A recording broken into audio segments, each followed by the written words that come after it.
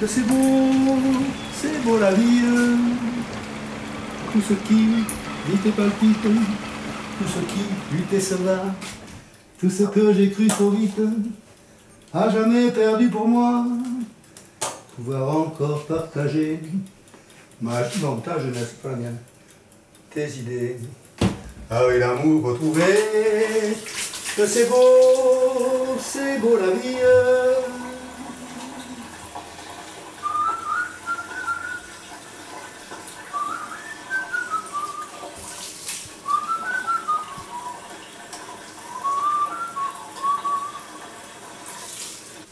Certains courent après la vie, moi la vie me court après. Bien des gens font des folies, moi c'est folie de m'avoir fait. Je ne me fais pas de bile et n'occupe aucun emploi. Menant une vie tranquille, je ne fais rien de mes 10 doigts.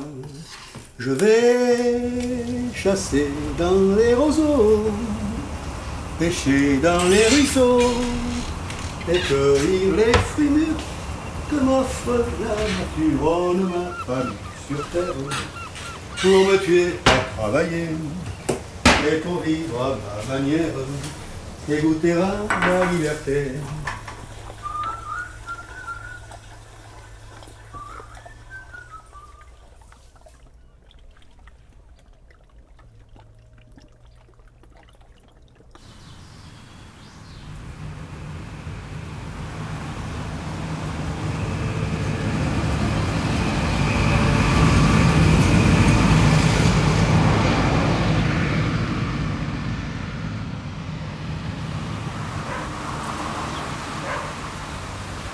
Beaucoup d'émotion, beaucoup de générosité, beaucoup de...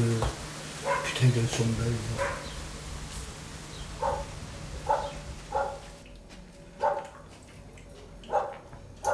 Maintenant elle la boit parce que c'est l'heure de la balle.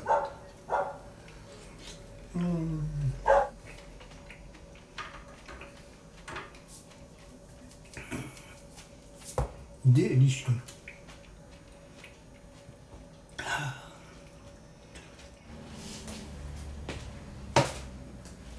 Je suis content de t'avoir rencontré. Ah ouais. Toi, tomate bœuf, oui.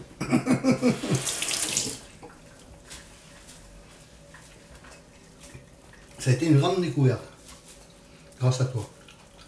Je ne savais pas que ça existait. D'ailleurs, ça n'existe que chez toi, j'ai l'impression.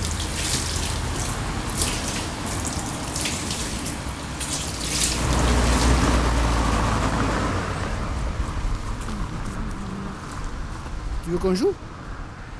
Tu veux qu'on joue, ma biche?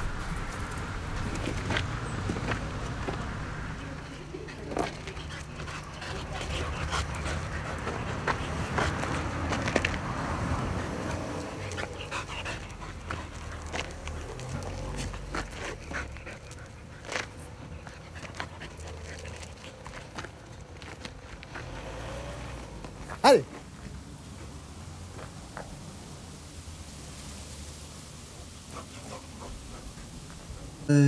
Je passe par l'ancienne cité où j'habitais, la cité Lucien Rousseau. Je vois cette cité, je fais une ligne 2, je vais jusqu'à la librairie qui était pas loin, j'achète de la gouache, un pinceau, du papier, je rentre chez moi et je dessine la cité. Et je peins la cité. Et c'est un samedi. Le samedi, il y a du monde chez moi, toujours, depuis toujours. Je sors de mon bureau, de mon tout petit bureau, avec ma feuille de papier à la main. Il y a mes beaux-frères, mes belles-sœurs qui sont là, parce qu'à l'époque c'était famille. J'ai ma feuille à la main, je leur dis « Eh, vous avez vu ce que j'ai fait ?» En déconnant, quoi, vraiment, parce que j'avais... Et les voilà qui s'extasient, c'est con. « Oh, c'est toi qui as fait ça? Oh !» Et je me suis dit, c'est comme ça qu'a pris naissance vraiment ma carrière, moi. Je me suis dit, mais s'il y a beaucoup de cons comme ça, je vais me faire des couilles en or, moi. Tu vois, voilà. Ça a été l'événement déclencheur. Sitôt que j'ai plongé dedans, j'ai bien compris que c'était pas ça. J'ai bien compris que je n'avais rien à foutre. Mais c'est ça qui m'avait fait prendre conscience que peut-être il y avait quelque chose en moi que je ne comprenais pas, mais qui existait. Tu vois? Parce que pour moi, j'avais fait une peinture tout à fait banale. Et puis ils étaient tous en extase. Il y avait quelque chose sans doute quand même. Hein. Il devait y avoir quelque chose dans cette peinture. C'est pas normal ça. C'était pas normal. Donc j'ai continué à essayer.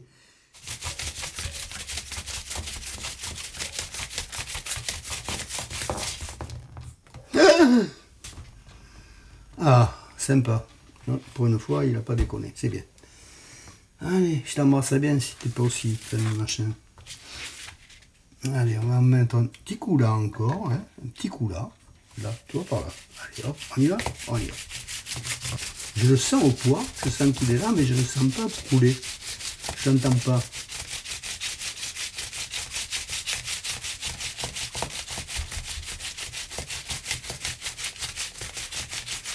Parce que normalement, je le situe à l'oreille.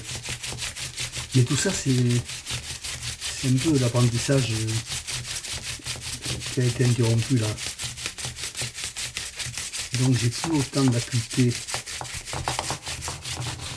Voilà. Ah, mais là, on va arrêter. Hein. Parce que là, tu vois, tu vois, là, je mets juste une petite goutte de noir, là, et c'est un œil, ça. Enfin, une petite goutte. Pas non plus... Voilà. C'est un œil, avec le visage. Oh là là. Alors, je pourrais peut-être... Je pourrais te dire que ça, c'est un bras. Je vois là un mufle, là, avec une corne, genre un peu... comment ça s'appelle, les licornes. Et puis un animal très exubérant, tu vois, avec les pattes qui partent dans tous les sens, il est en train de danser, il est en train de s'éclater, quoi. Voilà, tu vois, t'as une patte là, t'en as une là, et t'en as une là, il y a les quatre pattes, et elles sont toutes, elles s'éclatent, quoi. Et là, tu vois, je vais peut-être mettre encore un petit coup de machin là, comme ça, tu vois. Alors, bien sûr, ça a l'air très hasardeux, et salé, mais il n'empêche. Moi, je suis pas sûr que ma main elle est tellement innocente. Je suis pas sûr du tout. Voilà, là, tu vois, pour moi, c'est à peu près terminé, ça. Si tu veux, je vais en prendre une autre pour faire plutôt le processus d'approche. Voilà. Okay. Mais ça me va, c'est fini, ça. Je vais le foutre quelque part, là. Voilà, je vais prendre une feuille blanche et puis je vais procéder, comme les huissiers, procédons. C'est effectivement un procédé quand même. Hein. Voilà, on va pas tarder à y aller. Alors, je peux même sortir mes lunettes parce que comme je ferme les yeux, ça n'a aucune espèce d'importance. Voilà, je prends ça, je trempouille mon calame dedans et je le jette. Et en route. Très capricieux le calame, il fait absolument ce qu'il veut. J'aime bien là, ces espèces de vaporisation de l'encre. Il ne me fait pas ça souvent.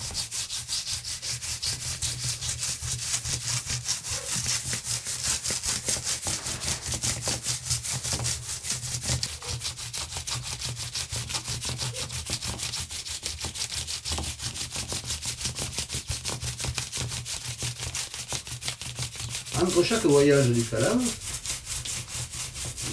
il y a des images qui apparaissent. Je pourrais m'en tenir là, mais j'ai quand même envie d'aller plus loin toujours. Ce qui fait que ça remet tout en cause, l'image précédente disparaît. Je tiens à l'œil, toi. Hein. Allez, on en fait un coup de plus, et puis après... Ah, mais il est toujours là, le mec. Le mec, hein. Ah ouais, il est toujours là. Bon. Il a envie d'être là. Allez.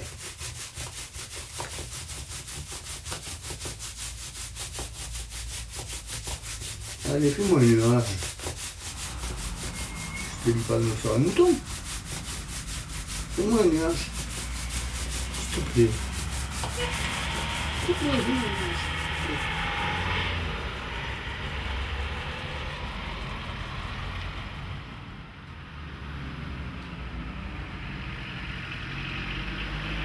Bon, j'avais appelé ça la création du monde au départ.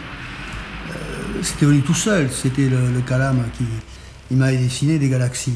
Bon, il fait des galaxies. Et ça, j'y touchais pas. Quand c'était fait, je regardais, je dis ah, c'est une galaxie. Et puis après, peut-être que guidé par la main, qui est quand même en train d'agiter la feuille et qui a peut-être cette main des intentions, il est apparu des concrétions de matière. La matière s'est mise à s'organiser. Et puis après, ça s'est devenu des formes végétales, minérales. Puis après, la vie est apparue, lentement, longuement. Et je me suis aperçu à ce moment-là que j'étais en train de faire la création du monde, de refaire la création du monde. Et je me suis dit que j'étais en train de me mesurer, en fait, à Dieu le Père, tu vois. En même temps, je me suis vite rendu compte qu'il était quand même plus fort que moi. Parce que lui, il a travaillé 6 jours et il s'est reposé le 7e. Moi, j'ai travaillé plusieurs mois et je ne me suis jamais reposé après. Hein. Donc, il y avait quand même une différence. Hein. Mais quand il a été question de montrer ces choses-là, que moi j'appelais la création du monde, j'ai trouvé que ça faisait extrêmement prétentieux, que ça faisait... Enfin, c'était un peu ridicule. Alors, j'ai mis recréation du monde, et pour que ça soit encore plus ludique, on a mis un accent sur le re, et ça a donné récréation du monde. Voilà. Mais en fait, c'est la création du monde qui a été adoubée et assortie d'un préfixe qui sortait sa solennité imbécile. Voilà, hein, c'est ça. Parce que c'est imbécile de prétendre... C'est un jeu pour moi, c'est un jeu. Ce qui m'a quand même beaucoup impressionné, c'est le caractère chronologique que prenait cette période, tu vois, où vraiment les choses se sont déroulées comme dans un processus de création. C'est-à-dire en passant de la matière disperse jusqu'à la matière organisée, et puis en allant la vie, et puis l'apparition des animaux, et puis l'apparition donc de la femme, parce que pour moi, c'est la femme avant l'homme. Hein. Je ne veux pas croire que Dieu le Père soit moins intelligent que Jean Rostand, quand même. Tu sais, Jean Rostand qui a inventé la parthénogenèse, qui a prouvé que les grenouilles pouvaient se reproduire sans intervention du principe mâle. Je crois que Dieu devait quand même être un peu conscient de cette possibilité. Et au lieu de créer un homme qu'il a été obligé d'infirmiser pour lui arracher une côte pour faire la femme, peut-être qu'il aurait d'abord fait la femme. C'est tellement simple quand on a une femme de faire après un homme. Parce que le véritable laboratoire de la vie, c'est pas l'homme, hein, c'est la femme. Hein, donc c'est un contresens, la Bible. C'est un contresens. On ne fabrique rien à partir de l'homme. C'est à partir de la femme.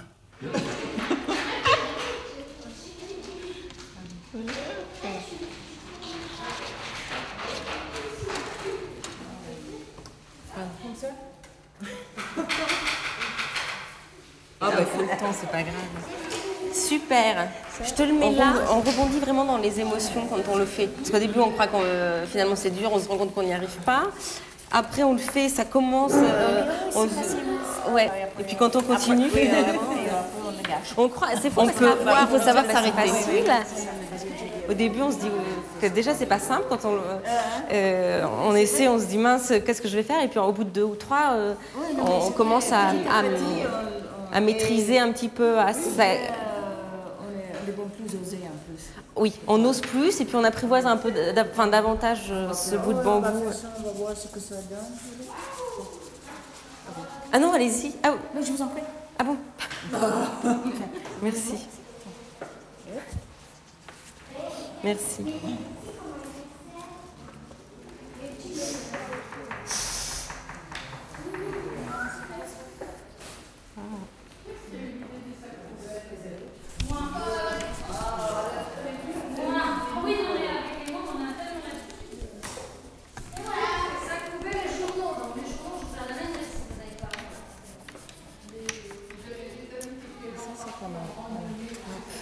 Dans la récréation du monde, ce qui m'a intéressé, la technique dans un premier lieu, mais surtout toutes les petites bestioles qui apparaissent dans ces créations, en fait. Ce côté très ludique, tous ces petits animaux, toutes ces formes qui apparaissent, qui représentent plein de formes différentes et qui peuvent laisser courir notre imagination. Donc voilà, l'accrochage était... Gérard Sandrin nous a laissé libre pour l'accrochage, si ce n'est qu'il fallait respecter un minimum le sens chronologique, mais ce qui paraissait évident. Et il nous a même suggéré l'idée des punaises, parce que pour lui, une œuvre doit se toucher, une œuvre vit, donc il n'y a pas de raison, elle n'est pas obligée d'être encadrée, d'être sous verre pour que personne ne la touche. Au contraire, elle doit être vraiment en regard direct avec le spectateur. Donc, punaiser tout simplement. Il ne veut pas qu'il y ait de sous-verre et tout, donc il prend le risque qu'elle soit touchée et qu'elle se patine avec le temps, mais ça fait partie de son souhait aussi.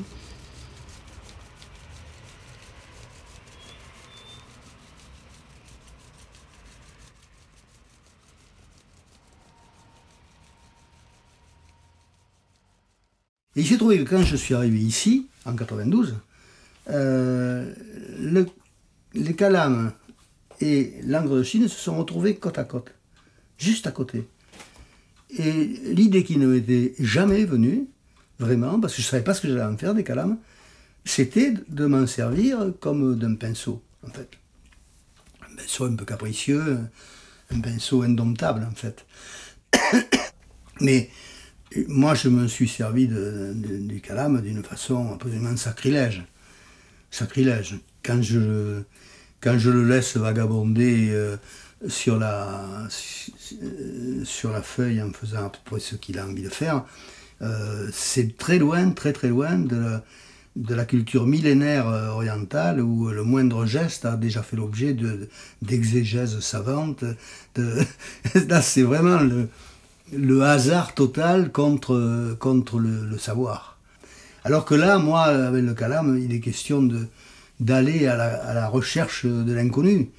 C'est-à-dire, ça non plus, c'est pas nouveau. La lecture des traces aléatoires, la lecture des taches. Léonard de Vinci a tout exploré, de ce point de vue-là, bien avant tous les successeurs. Léonard de Vinci. Ah, Léonard de Vinci, oui. Léonard de Vinci a fait un travail sur les taches. Dans son traité de la peinture, il en parle avec beaucoup de précision. Et moi, je connaissais tout ça. Je connaissais tout ça. Mais Léonard de Vinci faisait des images un peu conventionnelles à partir de sa lecture des taches. Parce qu'il était de son temps. Il était le porteur de flambeau de son temps. Après, qui s'est adonné à ce jeu aussi, par exemple, parmi les gens extrêmement célèbres, Victor Hugo. Victor Hugo a fait énormément de dessins à partir de lectures de taches. Il était d'ailleurs extrêmement doué, ce con. Hein. Enfin, ce con. Quand je dis ce con, c'est un terme d'affection. Hein. Tu sais, comme il disait à Toulouse, ouais, putain, con.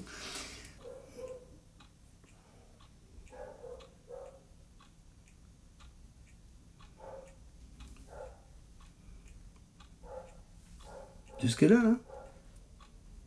Je sais ce qu'elle a, moi. J'entends très bien ce qu'elle a. Elle veut rentrer.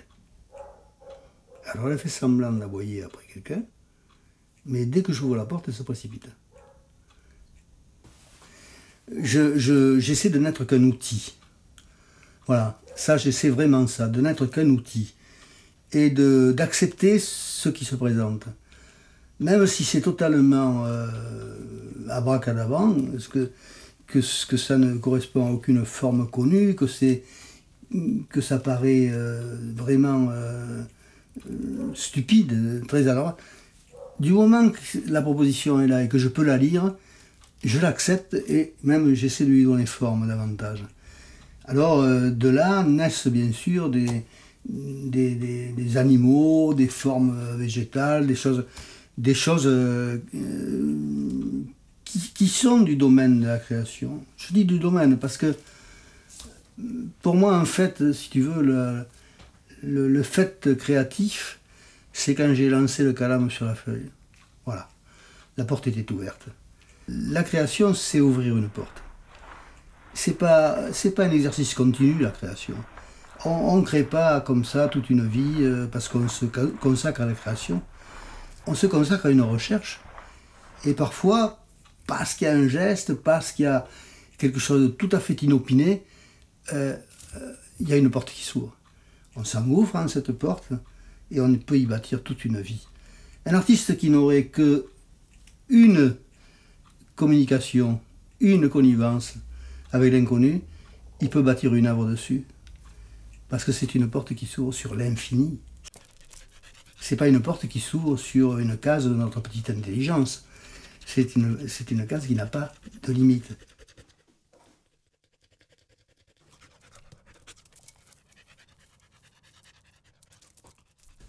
Alors, quand un artiste, donc bien maître de son art, débranche un moment par inadvertance et qui fait un trait à côté ou qui fait une tache, ben, ce qu'il fait la plupart du temps, c'est qu'il fait une boule avec le papier, il le jette. 9 fois sur 10, la porte est là.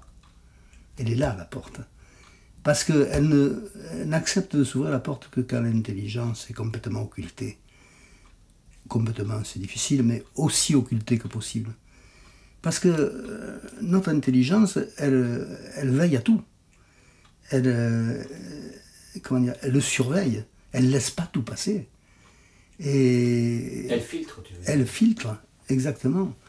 Et donc, il faut qu'elle soit un peu endormie, qu'elle soit un peu hors d'état, j'allais dire hors d'état de nuire, pour que la porte puisse se manifester, pour que la création puisse venir là. Et donc, au lieu de foutre le papier en boule à la corbeille, mais c'est là qu'il faut regarder, c'est là qu'il faut être disponible. Une disponibilité totale et dire, qu'est-ce que c'est ce bordel? Mais c'est immonde ça. Eh bien oui, mais on va y aller avec. Hein. Moi je crois, c'est ma vérité, comme je dis toujours, parce que c'est pas la vérité, mais c'est ma vérité.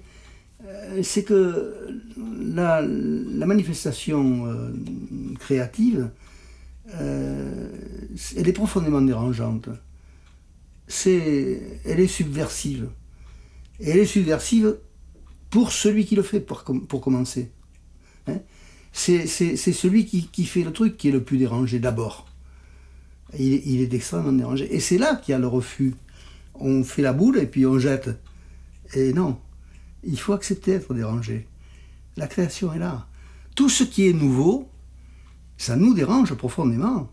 Nous n'aimons pas être surpris par quelque chose dont nous n'avons pas l'habitude.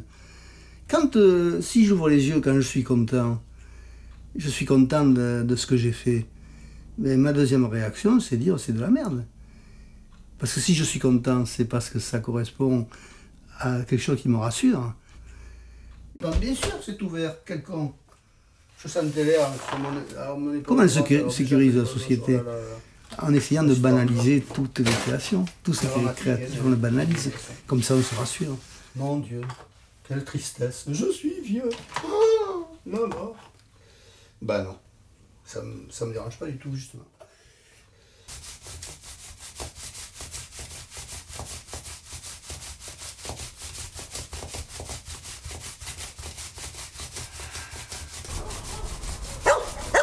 Là, il crée de la matière. Il est créateur de matière.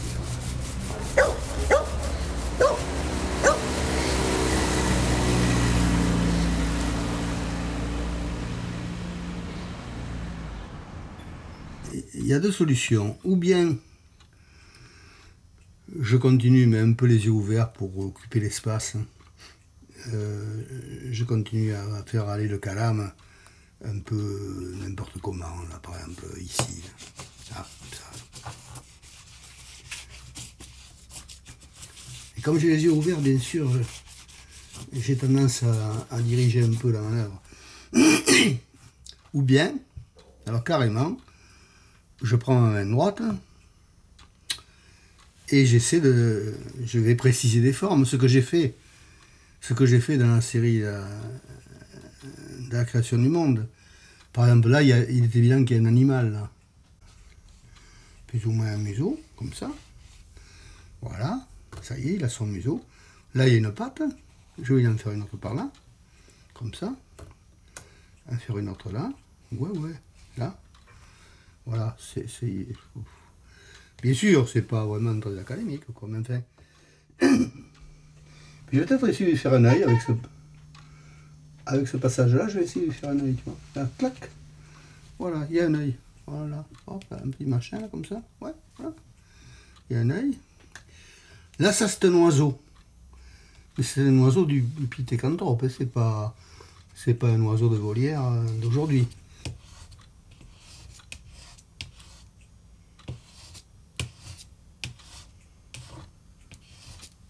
ça y est, là, en bas, la vie animale, la vie végétale et la vie animale se sont mises en place.